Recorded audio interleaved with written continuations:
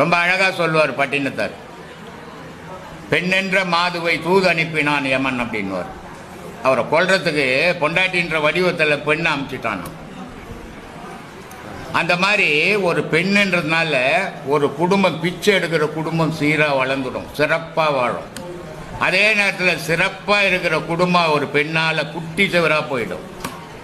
ஒரு குடும்பத்தை உருவாக்கக்கூடியது பெண் கையில் தாங்க, ஆண் கையில் இல்லை. எவ்வளோ சம்பாதிச்சாலும் இவன் திறமை கிடையாது குடும்பத்தில். இப்போ நீ ஒரு கடைக்கு போனீங்கன்னா ஒரு கத்திரிக்காய் வாங்கணும்னு சொன்னால் கத்திரிக்காய் 10 ரூபாய்னாக்கா நீ 10 ரூபா கொடுத்து வாங்கிட்டு வந்துடுவேன். அதே பொம்பளை போனால்னா 10 ரூபாய் கத்திரிக்காவை 7 ரூபாய்க்கு வாங்கிட்டு வந்துடுவான். உன்னால் வேலை கேட்க முடியாது. அப்போது குடும்பத்தினுடைய சிறப்பு பெண் கையில் இருக்குது. ஆனால் குடும்பத்தை வளர்க்கக்கூடிய வருமானம் உன் கையில் இருக்குது. இப்படி வச்சுக்கின்னு வாழ்ந்தீங்கன்னா பிரச்சனை இல்லை.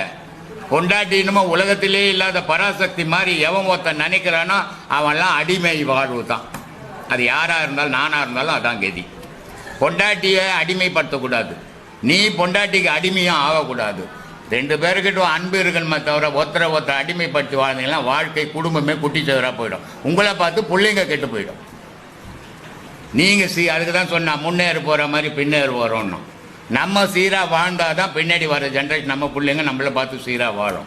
நம்ம கண்டபடி போனோம்னா நம்ம பிள்ளைங்களும் குட்டி சவராக போயிடும்.